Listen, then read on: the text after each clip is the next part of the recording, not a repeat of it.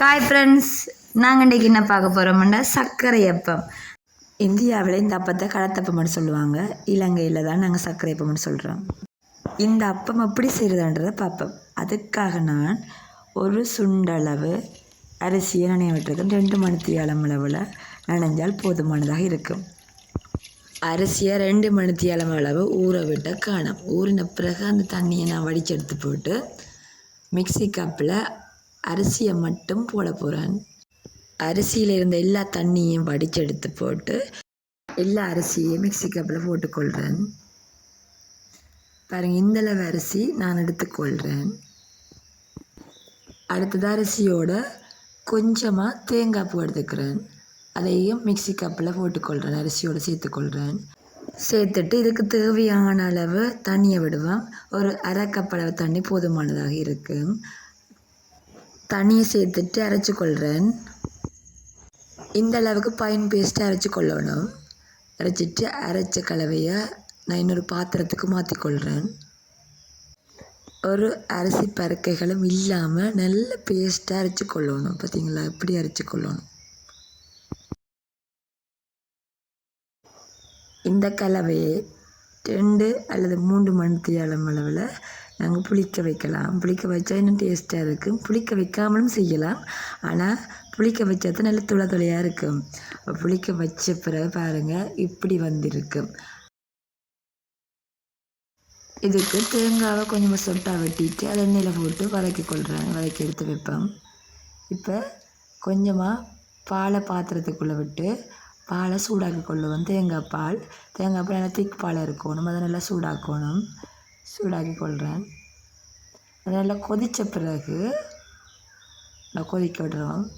பால் நல்லா கொதித்த பிறகு சூட்டோடையே இறக்கி கொள்ளணும். ஆற விடக்கூடாது.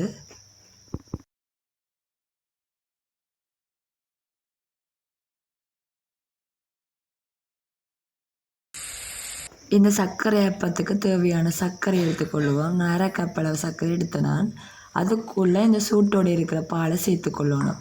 பாலை சேர்த்து நல்லா மிக்ஸ் பண்ணி சர்க்கரையை நாங்கள் கரைச்சி கொள்ளுவோம். பாலில் பாத்திரத்துக்குள்ளே வச்சும் கரைக்கலாம். நாங்கள் வெளியில் எப்படி சர்க்கரை எடுத்துட்டும் கரைச்சி கொள்ளலாம். சூட்டோடு இருக்க நல்ல வேகமாக கரைஞ்சிடும். அதுக்காகத்தான் பாலைத்தான் நாங்கள் இதுக்குள்ளே சேர்த்துக்கொள்ளணும். பால் எடுத்தால் நல்ல டேஸ்ட்டாக இருக்கும். அதுக்காகத்தான் நல்லா கட்டி இல்லாமல் கரைச்சி கொள்ளுவோம்.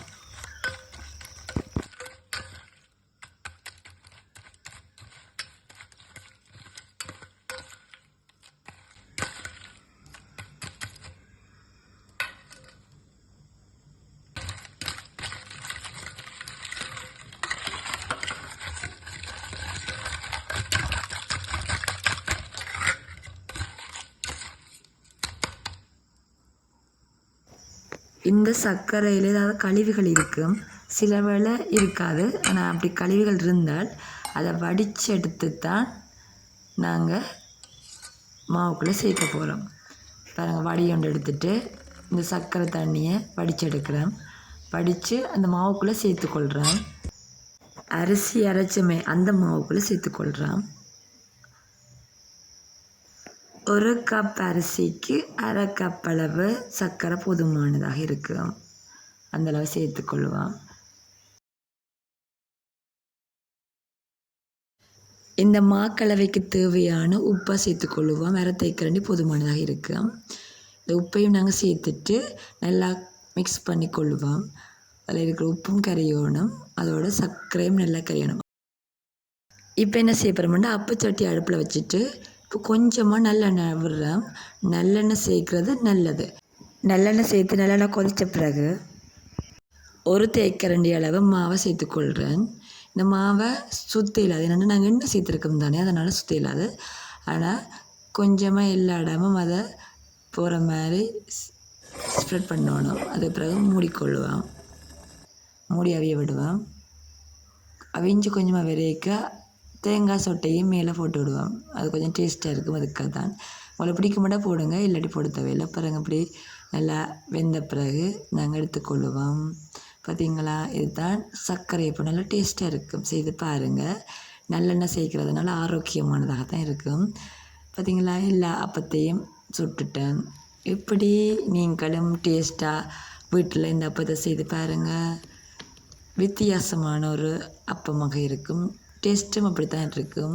ஆனால் அப்பத்தில் டேஸ்ட் தான் இருக்கும், கொஞ்சம் கூட டேஸ்ட்டாக இருக்கும். ஏன்னா நாங்கள் எண்ணெயும் சேர்த்துருக்குறோம். சரியா, இந்த அப்பத்தை நீங்கள் வீட்டில் செய்து பாருங்கள். இந்த வீடியோ உங்களுக்கு யூஸ்ஃபுல்லாக இருக்கும். மறக்காமல் லைக் பண்ணி சப்ஸ்கிரைப் பண்ணி சப்போர்ட் பண்ணுங்கள். தேங்க்யூ ஃபார் வாட்சிங். நெக்ஸ்ட் வீடியோவில் சந்திப்போம்.